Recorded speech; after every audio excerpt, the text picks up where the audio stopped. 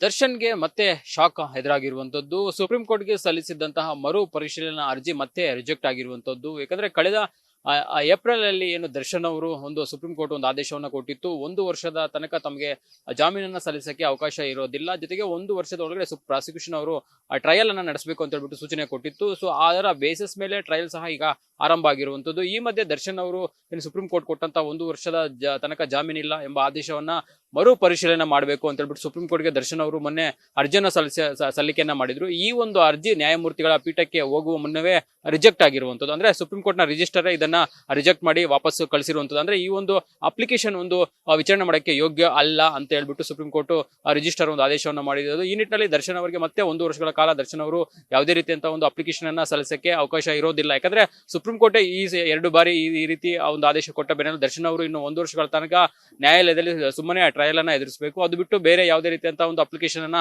ಸಲ್ಲಿಕೆ ಮಾಡಕ್ಕೆ ಆಗೋದಿಲ್ಲ. ಯಾಕಂದ್ರೆ ದರ್ಶನ್ ಅವರು ಈ ಮರುಪರಿಶೀಲನಾ ಅರ್ಜಿ ಸಂದರ್ಭದಲ್ಲಿ ಸಹ ಸುಪ್ರೀಂ ಕೋರ್ಟ್ ಏನಾದರೂ ಒಂದು ರಿಲೀಫ್ ಕೊಡುತ್ತೆ ಅನ್ನೋದನ್ನ ಸಹ ನೋಡ್ತಾ ಇದ್ರು. ಆದ್ರೆ ಇದೀಗ ಸುಪ್ರೀಂ ಕೋರ್ಟ್ ರಿಜಿಸ್ಟರ್ ಈ ರೀತಿಯ ಒಂದು ಆದೇಶವನ್ನು ಮಾಡಿರೋದು ದರ್ಶನ್ ಅವರು ಮತ್ತೆ 1 ವರ್ಷಗಳ ಕಾಲ ಯಾವುದೇ ರೀತಿಯಂತ ಒಂದು ಅರ್ಜಿಯನ್ನ ಸಲ್ಲಿಕೆ ಮಾಡಕ್ಕೆ ಆಗೋದಿಲ್ಲ. ಜೊತೆಗೆ ಏನಂದ್ರೆ ಅವರು ಟ್ರಯಲ್ ಅನ್ನ ಫೇಸ್ ಮಾಡಬೇಕು. ಟ್ರಯಲ್ ಅನ್ನ ಮುಗಿಸ್ಕೊಂಡು 1 ವರ್ಷದ ಒಳಗೆ ಟ್ರಯಲ್ ಅನ್ನ ಮುಗಿಯದಿದ್ರೆ ಮಾತ್ರ ಅವ್ರಿಗೆ ಜಾಮೀನು ಸಿಗುವ ಸಾಧ್ಯತೆ ಇರುತ್ತೆ. ಆದ್ರೆ ಅದು ಟ್ರಯಲ್ ಅನ್ನ ಮುಗಿಸಿ ಮತ್ತೆ ಏನಾದ್ರು ಕೋರ್ಟ್ ಶಿಕ್ಷೆ ಪ್ರಕಟ ಮಾಡ್ತಾರೆ, ದರ್ಶನ್ ಅವರು ಜೈಲಲ್ಲೇ ಮುಂದುವರಿಕಬೇಕಾಗುತ್ತೆ, ಮತ್ತೆ ಶಿಕ್ಷೆನ ಸಹ ಅನುಭವಿಸಬೇಕಾಗುತ್ತೆ. ಇದರ ಮಧ್ಯೆನೂ ಸಹ ದರ್ಶನ್ ಅವರು ಏನು ಸುಪ್ರೀಂ ಕೋರ್ಟ್ಗೆ ಹೋಗಿದ್ರು. ಯಾಕಂದ್ರೆ ಮರು ಪರಿಶೀಲನಾ ಅರ್ಜಿಯನ್ನ ಸಲ್ಲಿಕೆ ಮಾಡಿದ್ರು. ಆ ಒಂದು ಅರ್ಜಿಯನ್ನ ಇವತ್ತು ಸುಪ್ರೀಂ ಕೋರ್ಟ್ ನ ರಿಜಿಸ್ಟರ್ ಅವರ ಪೀಠ, ಸುಪ್ರೀಂ ಕೋರ್ಟ್ ನ ರಿಜಿಸ್ಟರ್ ಏನಿದ್ದಾರೆ, ಸೊ ಅವರು ಈ ರೀತಿ ಮರು ಪರಿಶೀಲನಾ ಅರ್ಜಿಗಳನ್ನ ಅವರೇ ಪರಿಶೀಲನೆ ಮಾಡಿ ಅವರೇ ಡಿಸ್ಪೋಸ್ ಅನ್ನ ಮಾಡಿರುವಂತದ್ದು. ಇವತ್ತು ಸುಪ್ರೀಂ ಕೋರ್ಟ್ ನ ಒಂದು ವೆಬ್ಸೈಟ್ ಅಲ್ಲಿ ಸ್ಟೇಟಸ್ ಅಲ್ಲಿ ತೋರಿಸ್ತಾ ಇರುವಂತದ್ದು. ಅಂದ್ರೆ ಇದನ್ನ ನಾವು ಡಿಸ್ಪೋಸ್ ಮಾಡಿದೀವಿ, ಅಂದ್ರೆ ಈ ಒಂದು ಅರ್ಜಿ ಏನಿದೆ, ಈ ಒಂದು ಅರ್ಜಿ ಸಹ ಯಾವುದೇ ರೀತಿಯಂತ ವಿಚಾರಣೆ ಮಾಡಕ್ಕೆ ಯೋಗ್ಯ ಅಲ್ಲ ಅನ್ನೋದು ಸಹ ಗೊತ್ತಾಗಿರುವಂತದ್ದು. ಅಂದ್ರೆ ಇಲ್ಲಿ ದರ್ಶನ್ ಅವರು ಈ ಒಂದು ಅಪ್ಲಿಕೇಶನ್ ಎಲ್ಲ ಇಟ್ಕೊಂಡು ತಾಯಿಗೆ ಆರೋಗ್ಯ ಸಮಸ್ಯೆ ಇದೆ, ಮತ್ತೆ ನಾನು ಚಿತ್ರದ ನಟ, ನಾನು ಏನು ದುಡಿತಾ ಇರಬೇಕು, ನನ್ನ ಜೀವನ ನಡಿಬೇಕಾದ್ರೆ ಅಂತ ಹೇಳ್ಬಿಟ್ಟು, ಹಾಗಾಗಿ ನನಗೆ ಜಾಮೀನನ್ನ ಕೊಡಬೇಕು, ಮತ್ತೆ ನಾನು ಏನು ಯಾವತ್ತು ಟ್ರಯಲ್ ಇರುತ್ತೆ ಅವತ್ತು ಕೋರ್ಟ್ಗೆ ಬಂದು ಹಾಜರಾಗ್ತೀನಿ ಅಂತ ಹೇಳ್ಬಿಟ್ಟು ಒಂದಷ್ಟು ಕಾರಣಗಳನ್ನ ಇಟ್ಕೊಂಡು ಈ ಒಂದು ಅರ್ಜಿಯನ್ನ ಮರುಪರಿಶೀಲನಾ ಅರ್ಜಿ ಏನಿದೆ ಅದನ್ನ ಪ್ರಶ್ನೆಯನ್ನ ಮಾಡಿ ಮತ್ತೆ ಸುಪ್ರೀಂ ಕೋರ್ಟ್ಗೆ ಹಾಕಿದ್ರು. ಆ ಒಂದು ಸುಪ್ರೀಂ ಕೋರ್ಟ್ ನಲ್ಲಿ ಇವತ್ತು ಅರ್ಜಿಯ ವಿಚಾರಣೆ ಸಂದರ್ಭದಲ್ಲಿ, ಅಂದ್ರೆ ರಿಜಿಸ್ಟರ್ ಅವರು ಅರ್ಜಿಯನ್ನ ಪರಿಶೀಲನೆ ಮಾಡುವಂತ ಸಂದರ್ಭದಲ್ಲಿ ಇದೊಂದು ಅರ್ಜಿ ಯಾವುದೇ ರೀತಿಯ ಕಾರಣಕ್ಕೂ ವಿಚಾರಣೆ ಮಾಡಕ್ಕೆ ಯೋಗ್ಯ ಅಲ್ಲ ಅಂತ ಹೇಳ್ಬಿಟ್ಟು ಗೊತ್ತಾಗಿರೋದು. ಯಾಕಂದ್ರೆ ಈ ಒಂದು ಪ್ರಕರಣದಲ್ಲಿ, ರೇಣುಕಾಸ್ವಾಮಿ ಪ್ರಕರಣದಲ್ಲಿ ಈಗಾಗಲೇ ಸುಪ್ರೀಂ ಕೋರ್ಟ್ ಸಹ ಹಲವು ಏನು ನಿಗಾ ಇಟ್ಕೊಂಡು ನೋಡ್ತಾ ಇರುವಂತದ್ದು. ಯಾಕಂದ್ರೆ ದರ್ಶನ್ ಅವರು ಜೈಲಲ್ಲಿ ಇದ್ದಂತಹ ಸಂದರ್ಭದಲ್ಲಿ ಯಾವ ರೀತಿಯ ಒಂದು ವ್ಯವಸ್ಥೆಗಳನ್ನ ಪಡ್ಕೊಂಡಿದ್ರು ಅನ್ನೋದು ಸುಪ್ರೀಂ ಕೋರ್ಟ್ಗೆ ಕೆಂಗಣಿಗೆ ಗುರಿಯಾಗಿದ್ರು. ಅದರ ಜೊತೆಗೆ ಏನಂದ್ರೆ ಅವರು ಮೊನ್ನೆ ಏನು ಏಪ್ರಿಲ್ ಅಂದ್ರೆ ಮೇನಲ್ಲಿ ಈ ರೀತಿಯ ಒಂದು ಅರ್ಜಿಯನ್ನು ಸಲ್ಲಿಕೆ ಮಾಡಿದ್ರು. ಅದಕ್ಕೆ ಟ್ರಯಲ್ ತಡ ಆಗ್ತಾ ಇದೆ ಅಂತ ಹೇಳ್ಬಿಟ್ಟು ದರ್ಶನ್ ಅವರು ಅರ್ಜಿಯನ್ನು ಹಾಕೊಂಡಿದ್ರು. ಆ ಒಂದು ಸಂದರ್ಭದಲ್ಲಿ ಸುಪ್ರೀಂ ಕೋರ್ಟ್ ಟ್ರಯಲ್ ಅನ್ನ ನೀವು 1 ವರ್ಷದ ಒಳಗೆ ಮುಗಿಸಿ ಅಂತ ಹೇಳ್ಬಿಟ್ಟು ಪ್ರಾಸಿಕ್ಯೂಷನ್ಗೆ ಸೂಚನೆಯನ್ನ ಕೊಟ್ಟಿತ್ತು. ಅದ್ರ ಜೊತೆಗೆ 1 ವರ್ಷದ ಒಳಗೆ ಪ್ರಾಸಿಕ್ಯೂಷನ್ ಏನಾದ್ರು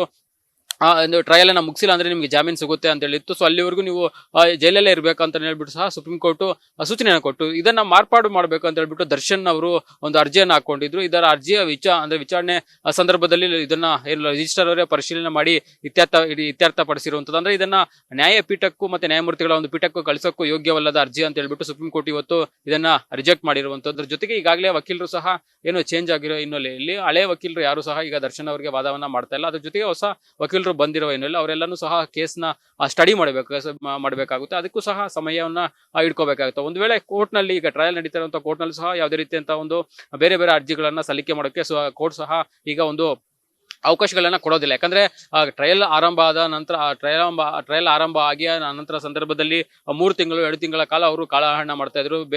ಬಿಟ್ಟಿ ಇಲ್ಲದೆ ಒಂದು ಅರ್ಜಿಗಳನ್ನ ಸಲ್ಲಿಕೆ ಮಾಡ್ಕೊಳ್ತಾ ಇದ್ರು. ಮತ್ತೆ ನ್ಯಾಯಾಲಯದ ಸಮಯವನ್ನು ಸಹ ಎಲ್ಲೋ ಒಂದ್ ಕಡೆ ಹಾಳು ಮಾಡ್ತಾ ಇದ್ರು ಅಂತ ಹೇಳ್ಬಿಟ್ಟು ಪ್ರಾಸಿಕ್ಯೂಷನ್ ಅರ್ಜಿ ಹಾಕಿತ್ತು. ಆದ್ರೆ ಇದೀಗ ಯಾವುದೇ ರೀತಿಯಂತ ಆ ರೀತಿಯ ಅವಕಾಶಗಳು ಇರೋದಿಲ್ಲ. ಯಾಕಂದ್ರೆ ಬೇರೆ ಬೇರೆ ಅರ್ಜಿಗಳನ್ನ ಹಾಕೊಳ್ಳಕ್ಕೆ, ಯಾಕಂದ್ರೆ ಕೋರ್ಟೇ ಹೇಳಿರೋದ್ರ ಹಿನ್ನೆಲೆಯಲ್ಲಿ ಯಾವುದೇ ರೀತಿಯಂತ ಅರ್ಜಿಗಳನ್ನ ಹಾಕೋಬಾರ್ದು. ಮತ್ತೆ ಸುಪ್ರೀಂ ಕೋರ್ಟ್ ಏನು ಗೈಡ್ಲೈನ್ಸ್ ಇದೆ, ಸೊ ಆ ಹಿನ್ನೆಲೆಯಲ್ಲಿ ಯಾರು ಪ್ರಾಸಿಕ್ಯೂಷನ್ ಪರ ವಕೀಲರು ಯಾರಿದ್ದಾರೆ ಮತ್ತೆ ಯಾರು ಆರೋಪಿಗಳ ಪರ ವಕೀಲರು ಯಾರಿದ್ದಾರೆ ಅವರೆಲ್ಲರೂ ಸಹ ಒಂದು ಟ್ರಯಲ್ಗೆ ಸಹಕಾರ ನೀಡಬೇಕು. ಮತ್ತೆ ಟ್ರಯಲ್ ಯಾವ ದಿನ ಇರುತ್ತೆ ಆ ದಿನ ಬಂದು ತಮ್ಮ ವಾದಗಳನ್ನ ಮಂಡನೆ ಮಾಡಬೇಕು. ಮತ್ತೆ ಕ್ರಾಸ್ ಎಕ್ಸಾಮಿನೇಷನ್ ಅನ್ನ ಮಾಡಬೇಕು ಅಂತ ಹೇಳ್ಬಿಟ್ಟು ಸಹ ಒಂದು ಟ್ರಯಲ್ ಕೋರ್ಟ್ ಈ ಪ್ರಾರಂಭದಲ್ಲಿ ಹೇಳಿತ್ತು. ಸೊ ಆ ಹಿನ್ನೆಲೆಯಲ್ಲಿ ಈಗ ದರ್ಶನ್ ಅವ್ರಿಗೆ ಇರುವಂತದ್ದು ಒಂದು ಆಪ್ಷನ್ ಅಂದ್ರೆ ಅದು 1 ವರ್ಷಗಳ ಕಾಲ ಅವರು ಸುಮ್ಮನೆ ಇರುವಂತದ್ದು, ಮತ್ತೆ ಟ್ರಯಲ್ ಅನ್ನ ಫೇಸ್ ಮಾಡಬೇಕು. ಯಾಕಂದ್ರೆ ಟ್ರಯಲ್ ಸಂದರ್ಭದಲ್ಲಿ ಯಾವುದೇ ಕಾರಣಕ್ಕೂ ಜಾಮೀನುಗಳು ಸಿಗೋದಿಲ್ಲ. ಅದು ಸಹ ಈಗ ಸುಪ್ರೀಂ ಕೋರ್ಟ್ಗೆ 2 ಬಾರಿ ಹೋಗಿ ವಾಪಸ್ ಬಂದಿರೋ ಹಿನ್ನೆಲೆಯಲ್ಲಿ ಮತ್ತೆ ಸಹ ಅರ್ಜಿಯನ್ನು ಹಾಕೊಂಡ್ರು ಅದು ಸಹ ಯಾವುದೇ ರೀತಿಯಂತ ಮಾನ್ಯ ಇರಲ್ಲ. ಹಾಗಾಗಿ ದರ್ಶನ್ ಅವರು ಈಗ ಇರುವಂತದ್ದು ಅವ್ರಿಗೆ ಒಂದೇ ಆಪ್ಷನ್, ಒಂದು ಟ್ರಯಲ್ ಅನ್ನ ಫೇಸ್ ಮಾಡಬೇಕು. 1 ವರ್ಷ ಒಳಗೆ ಆ ಟ್ರಯಲ್ ಅನ್ನ ಮುಗಿಸ್ಕೋಬೇಕು. ಇಲ್ಲಾಂದ್ರೆ ಅವರು ಒಂದು ವೇಳೆ ಏನಾದ್ರು ಟ್ರಯಲ್ ಪ್ರಾಸಿಕ್ಯೂಷನ್ ಅವರು ಮುಗಿಸಿ ಕೋರ್ಟ್ ಏನಾದ್ರು ಶಿಕ್ಷೆ ಪ್ರಮಾಣ ಕೊಟ್ರೆ ದರ್ಶನ್ ಅವರಿಗೆ ಎಷ್ಟು ದಿನಗಳ ಕಾಲ ಶಿಕ್ಷೆ ಅನ್ನೋದು ಸಹ ನೋಡ್ಬೇಕಾಗುತ್ತೆ. ಒಂದ್ ವೇಳೆ ಶಿಕ್ಷೆ ಏನಾದ್ರು ಕೋರ್ಟ್ ಪ್ರಕಟ ಮಾಡಿದ್ರೆ ಆ ಕೋರ್ಟ್ ಪ್ರಕಟ ಮಾಡಿದ ಸಂದರ್ಭದಲ್ಲಿ ದರ್ಶನ್ ಅವರು ಅಲ್ಲೇ ಕೋರ್ಟ್ ನಲ್ಲೇ ಸಹ ಇದ್ಕೊಂಡು ಮತ್ತೆ ಜೈಲಲ್ಲೇ ಇದ್ಕೊಂಡು ಅವರು ಶಿಕ್ಷೆನ ಸಹ ಅನುಭವಿಸಬೇಕಾಗುತ್ತೆ. ಮತ್ತೊಂದು ಕಡೆ ಈಗ ಟ್ರಯಲ್ ಆಗಿ ನಡೀತಾ ಇರೋ ಸಂದರ್ಭದಲ್ಲಿ ಸಾಕ್ಷಿಗಳಿಗೆ ಬೆದರಿಕೆ ಹಾಕಿದ ಪ್ರಕರಣದಲ್ಲಿ ದರ್ಶನ್ ಮೂವರು ಅಭಿಮಾನಿಗಳನ್ನ ಕಾಮಾಕ್ಷಿ ಪಾಳ್ಯ ಪೊಲೀಸರು ಬಂಧಿಸಿರುವಂತದ್ದು. ಜೊತೆಗೆ ಏನಂದ್ರೆ ದರ್ಶನ್ ಅವರನ್ನ ನಾವು ಈ ರೀತಿ ಶಿಕ್ಷೆ ಅನುಭವಿಸೋ ರೀತಿಯಲ್ಲಿ ನೋಡಕ್ ಆಗ್ತಾ ಇಲ್ಲ. ಹಾಗಾಗಿ ನಾವು ಸಾಕ್ಷಿಗಳಿಗೆ ಬೆದರಿಕೆ ಹಾಕಿದ್ವಿ ಅಂತ ಹೇಳ್ಬಿಟ್ಟು ಸಾಕ್ಷಿ ಒಬ್ಬ ಪುನೀತ್ ಏನೋ ಸಂದೀಪ್ಗೆ ಒಂದು ಬೆದರಿಕೆ ಹಾಕಿದ್ದೆ. ಸೊ ಇದನ್ನ ಸಾಕ್ಷಿ ಸಂದೀಪ್ ಅವರು ಬಂದ್ಬಿಟ್ಟು ಕೋರ್ಟ್ ನಲ್ಲಿ ಒಂದು ಹೇಳಿದ್ರು. ಅಂದ್ರೆ ಈ ರೀತಿ ನಾನು ಸಾಕ್ಷಿ ಹೇಳಕ್ಕೆ ಬಂದಂತ ಸಂದರ್ಭದಲ್ಲಿ ಅಪರಿಚಿತ ವ್ಯಕ್ತಿಗಳು ನನಗೆ ಬೆದರಿಕೆ ಆಗ್ತಾ ಇದ್ದಾರೆ, ಸಾಕ್ಷಿಗಳನ್ನ ನುಡಿಬಾರ್ದು, ಮತ್ತೆ ಪೊಲೀಸರ ವಿರುದ್ಧವಾಗಿ ಸಾಕ್ಷಿಗಳನ್ನ ನುಡಿಬೇಕು, ಮತ್ತೆ ಆ ಒಂದು ಆರೋಪಿಗಳು ಯಾರು CCTV ಇದ್ದಾರೆ ಅವರು ಯಾರು ನನಗೆ ಪರಿಚಯ ಇಲ್ಲ ಅಂತ ಹೇಳ್ಬೇಕು ಅಂತ ಹೇಳ್ಬಿಟ್ಟು ಸಾಕ್ಷಿಗೆ ಅವರು ಬೆದರಿಕೆಯನ್ನು ಹಾಕಿದ್ರು. ಈ ಸಂದರ್ಭದಲ್ಲಿ ಸಾಕ್ಷಿ ಓಪನ್ ಕೋರ್ಟ್ಗೆ ಬಂದು ಹೇಳಿದ್ರು ನ್ಯಾಯಮೂರ್ತಿಗಳ ಹತ್ರ, ಅಂದ್ರೆ ಈ ರೀತಿ ನನಗೆ ಬೆದರಿಕೆ ಆಗ್ತಾ ಇದೆ, ನಾನು ಕೋರ್ಟ್ಗೆ ಬಂದು ಸಾಕ್ಷಿಯನ್ನ ಹೇಳ್ತಾ ಇರೋ ಸಂದರ್ಭದಲ್ಲಿ ಅಂತ ಹೇಳ್ಬಿಟ್ಟು. ಆದ್ರೆ ಕೋರ್ಟ್ ಸಹ ಅದನ್ನ ಸ್ವೀಕಾರ ಮಾಡಿತ್ತು. ಮತ್ತೆ ಯಾರು ಈ ರೀತಿ ಸ್ವೀಕಾರ ಅಂದ್ರೆ ಬೆದರಿಕೆ ಆಗ್ತಾ ಇದ್ರೆ ಸೊ ಅಂತವ್ರ ವಿರುದ್ಧ ಕಠಿಣ ಕ್ರಮಗಳನ್ನ ತಗೋಬೇಕು ಅಂತ ಸಹ ಸೂಚನೆಯನ್ನ ಕೊಟ್ಟಿದ್ದು. ಈ ಹಿನ್ನೆಲೆಯಲ್ಲಿ ಪುನೀತ್ ಮತ್ತೆ ಸುಹಾಸು ಮತ್ತೊಬ್ಬ ವ್ಯಕ್ತಿಯನ್ನ ಕಾಮಾಕ್ಷಿ ಪಾಳ್ಯ ಪೊಲೀಸರು ಬಂಧಿಸಿ ವಿಚಾರಣೆಯನ್ನ ಮಾಡ್ತಾ ಇರುವಂತದ್ದು. ಅವರನ್ನ ಯಾರು ಈ ರೀತಿ ಅವರಿಗೆ ಬೆದರಿಕೆ ಹಾಕಕ್ಕೆ ಒಂದು ಸೂಚನೆಯನ್ನ ಕೊಟ್ಟರು, ಸುಪಾರಿ ಕೊಟ್ಟರು ಅನ್ನೋದ್ರ ಬಗ್ಗೆ ಸಹ ಈಗ ಒಂದು ಕಾಮಾಕ್ಷಿ ಪಾಳ್ಯ ಪೊಲೀಸರು ಒಂದು ಪರಿಶೀಲನೆ ಮಾಡ್ತಾ ಇರುವಂತದ್ದು. ಇದ್ರ ಜೊತೆಗೆ ಏನಂದ್ರೆ 5 ದಿನಗಳ ಕಾಲ ವಶಕ್ಕೆ ಪಡೆದುಕೊಂಡು ವಿಚಾರಣೆ ಮಾಡ್ತಾ ಇರುವಂತದ್ದು ನಿಟ್ಟಿನಲ್ಲಿ ಯಾರು ಈ ರೀತಿ ಸಾಕ್ಷಿಗೆ ಬೆದರಿಕೆ ಹಾಕಿದ್ರು, ಒಂದು ವೇಳೆ ದರ್ಶನ್ ಅವರು ಏನಾದ್ರು ಸುಪಾರಿ ಕೊಟ್ಟಿದ್ರು ಅಥವಾ ಬೇರೆ ಯಾರಾದ್ರೂ ಸುಪಾರಿ ಕೊಟ್ಟಿದ್ರು ಅನ್ನೋದು ಸಹ ಈಗ ಕಾಮಾಕ್ಷಿ ಪಾಳ್ಯ ಪೊಲೀಸರು ಸದ್ಯಕ್ಕೆ ಒಂದು ಪರಿಶೀಲನೆ ಮಾಡ್ತಾ ಇದ್ದಾರೆ. 5 ದಿನಗಳ ಕಾಲ ಒಂದು 3 ಆರೋಪಿಗಳನ್ನ ವಶಕ್ಕೆ ಪಡೆದುಕೊಂಡು ವಿಚಾರಣೆ ಮಾಡ್ತಾ ಇರುವಂತದ್ದು. ಅಂದ್ರೆ ಇಲ್ಲಿ ಪ್ರಮುಖವಾಗಿ ಒಂದು ವೇಳೆ ದರ್ಶನ್ ಅವರು ಏನಾದ್ರು ಅವರು ಅಭಿಮಾನಿಗಳು ನೋಡಕ್ ಆಗ್ತಾ ಇಲ್ಲ, ಹಾಗಾಗಿ ನಾವು ಬೆದರಿಕೆ ಹಾಕಿದ್ವಿ ಅಂತ ಹೇಳ್ಬಿಟ್ಟು ಪುನೀತ್ ಯಾರು ಆರೋಪಿ ಇದ್ದಾನೆ ಈತ ಒಂದು ಡಿ ಬಾಸ್ ಡಿ ಕಂಪನಿ ಏನಿದೆ, ಸೊ ಈ ಡಿ ಕಂಪನಿಯ ಒಂದು ಫ್ಯಾನ್ ಪೇಜ್ ನ ಅಡ್ಮಿನ್ ಆಗಿದ್ದ. ಸೊ ಹಾಗಾಗಿ ಈತನ ಒಂದು ವಿಚಾರಣೆ ಸಂದರ್ಭದಲ್ಲೂ ಸಹ ಸಾಕ್ಷಿ ಅಂದ್ರೆ ಕೊಲೆ ಪ್ರಕರಣದಲ್ಲಿ ವಿಚಾರಣೆ ಸಂದರ್ಭದಲ್ಲಿ ಈತನನ್ನ ಸಾಕ್ಷಿಯನ್ನಾಗಿ ಸಹ ಪೊಲೀಸರು ಪರಿಗಣನೆ ಮಾಡಿದ್ರು. ಅಂದ್ರೆ ಈತನ ಒಂದು ಸ್ಕಾರ್ಪಿಯೋ ಕಾರ್ ಏನಿತ್ತು, ಈ ಒಂದು ಸ್ಕಾರ್ಪಿಯೋ ಕಾರಿನಲ್ಲೇ ರೇಣುಕಾ ಸ್ವಾಮಿಯ ಮೃತದೇಹವನ್ನ ಪಟ್ಟಣಗೆರೆ ಶೆಡ್ ನಿಂದ ಒಂದು ಸುಮ್ಮನಹಳ್ಳಿಯ ಬ್ರಿಡ್ಜ್ ಏನಿದೆ ಸೊ ಅಲ್ಲಿಗೆ ತಂದು ಎಸೆದಿದ್ರು. ಈತನ ಕಾರನ್ನ ಬಳಸ್ಕೊಂಡೆ ಏನು ಆರೋಪಿಗಳು ಏನು ಕೊಲೆ ಆದಂತಹ ರೇಣುಕಾಸ್ವಾಮಿ ಮೃತದೇಹವನ್ನ ಅಲ್ಲಿ ತಂದು ಎಸೆದಿದ್ರು. ಹಾಗಾಗಿ ಈತನನ್ನು ಸಹ ಪೊಲೀಸರು ಸಾಕ್ಷಿಯನ್ನಾಗಿ ಮಾಡಿದ್ರು. ಹಾಗಾಗಿ ಈತ ಕಳೆದ 1 ವರ್ಷದಿಂದಲೂ ಸಹ ಹೊರಗಡೆ ಇದ್ದ, ಮತ್ತೆ ಈತ ಬಂದು ಪೊಲೀಸ್ ಠಾಣೆಯಲ್ಲಿ ಸಹ ಒಂದು ಸಾಕ್ಷಿಯನ್ನ ಹೇಳಿದ್ದ. ಅದ್ರ ಜೊತೆಗೆ